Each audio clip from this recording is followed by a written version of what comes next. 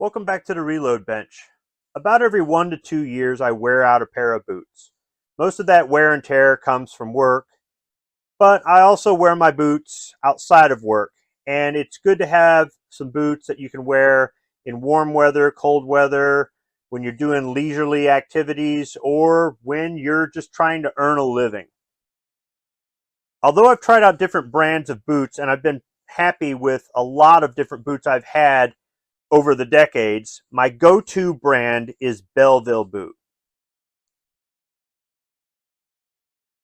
I wore out my last pair of Belleville boots about 2.5 months ago. I've been wearing my backup pair of Red Wing boots since then. Instead of replacing those boots with just one pair, I decided that this time I would replace them with two pair and just kind of alternate when I wore them. The reason I decided to go with that is because there's a style of boot that comes in a couple different variations that I've been wanting to try out, and I finally decided to buy them. Now, previously there were 3 versions of this boot. Now there's only 2 available, and I have both of them here, and I'll be doing an unboxing and review of the features of both boots. On the right, I have a pair of Belleville 330STs. On the left, I have a pair of Belleville 330COYSTs. Now the STs are a steel toe and they're a leather boot. The COYST is a Coyote tan suede steel-toed boot. They're both the same style of boot, but with a different kind of leather and a different color. So I'll start on the right with the 330STs. So there's some kind of paper separating the boots in here. You can see there's an inspector sticker right there, inspector 15. On the inside of the flap, there's 2 stickers for inspector number 11. So I'll go ahead and get these out. Get the box out of the way. And these are a dark brown leather. Nice smooth leather with black laces. All right, and on the left, I'll open up the 330 COYST. On the inside of the flap, you can see Inspector 13, Inspector 4, the paper with the Belleville logo separating the boots.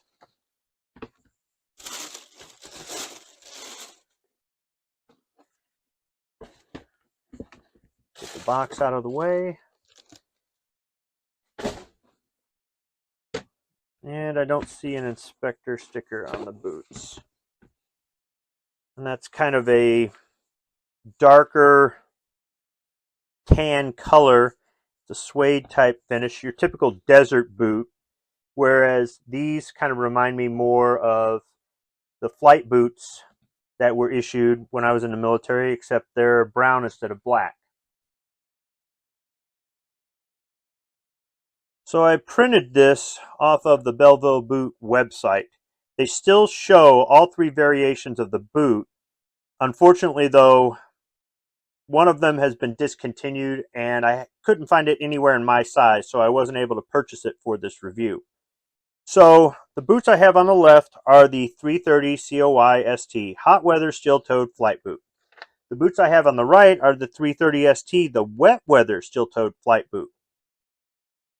There used to be a 330 DES ST, another hot weather steel-toed flight boot, but it's a lighter color tan, kind of a beige.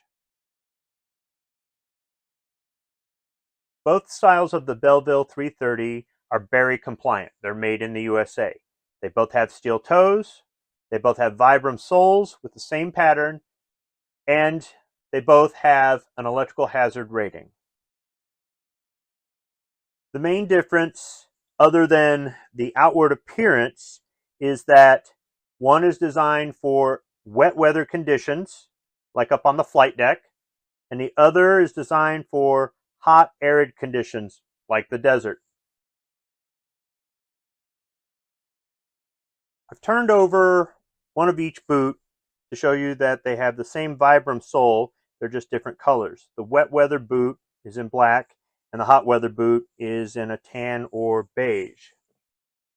Both boots have Belleville embossed in a leather above the heel on one side of the boot.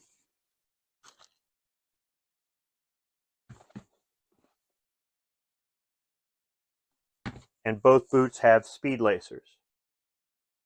According to the Belleville website, the Coyote boot is approved for the Army, Navy, Air Force, and Marines, whereas the wet weather boot is only approved with the Marine Corps and the Navy.